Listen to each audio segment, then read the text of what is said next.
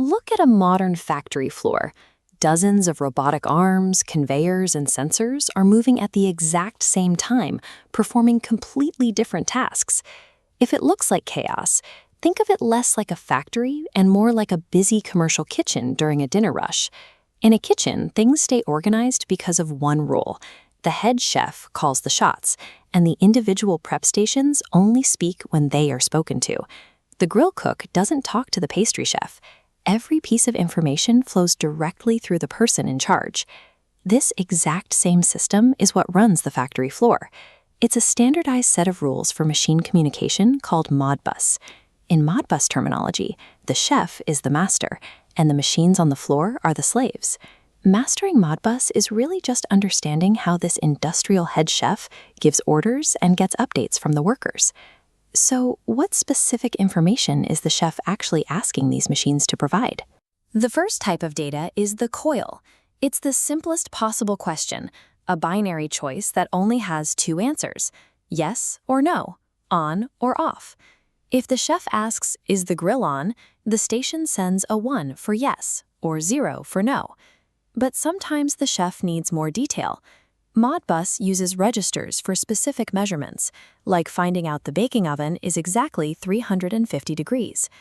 Summarizing, no matter how complex the factory, every message boils down to these two things: simple on and off coils or numerical registers.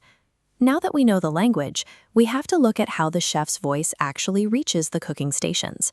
The classic method is Modbus serial. It works like a physical paper ticket being slid down a metal rail to a line cook. On the factory floor, that ticket moves along a wire called an RS-485 cable. Because it's a single line, machines have to wait their turn to speak. It's an older method, but it is incredibly reliable. Modern setups use Modbus Ethernet, like a chef typing an order into a tablet that instantly broadcasts to screens at every station. This uses standard internet cables. The message enters each machine through a specific digital doorway known as port 502. Whether the factory uses an old physical wire or a fast modern network, the core Modbus language remains exactly the same. When you work in automation, you step into the role of the chef by setting up a Modbus master on your laptop, using simple software or a few lines of code. It's a 3-step process. First, you choose the connection.